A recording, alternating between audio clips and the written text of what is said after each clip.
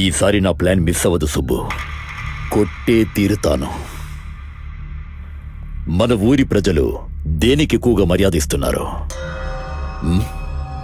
దేనికిస్తున్నారు? ఆ రోజు ఆ టీచర్ ఏమంది? తాగుబోతే రాజువయ్య గారిని ఊరికి వదలకూడదు, ఆయన మీద కంప్లైంట్ ఇచ్చి లోపలికి తొయ్యాలి.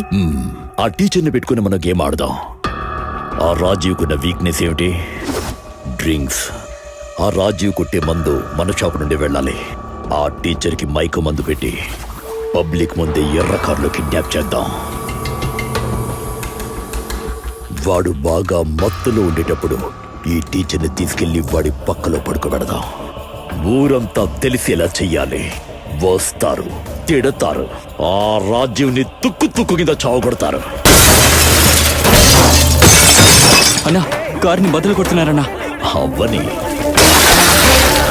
అన్నా, ఇంట్లోకి వెళ్తున్నారు. చచ్చాడు నా కొడుకు. బయటకి ఇచ్చుకొచ్చి కొడుతున్నారన్నా. ఏంటి గురు, ఏమైంది? రాజీవ్ ఇంటిని చితక్కొడుతున్నాడు.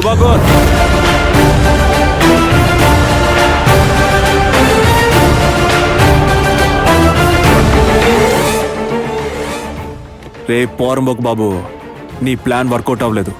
నీ తమ్ముడిని అక్కడ కొడుతున్నారా? వెళ్ళాన్ని రక్షించుకో.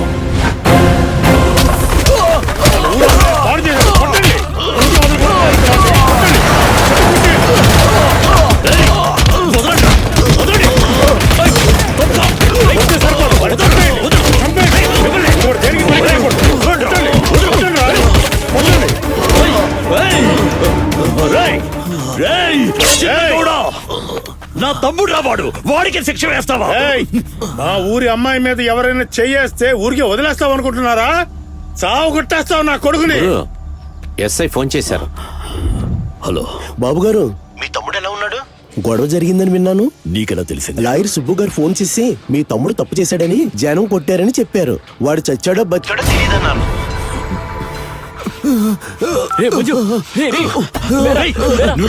నీళ్ళు తీసుకురా తమ్ముడు.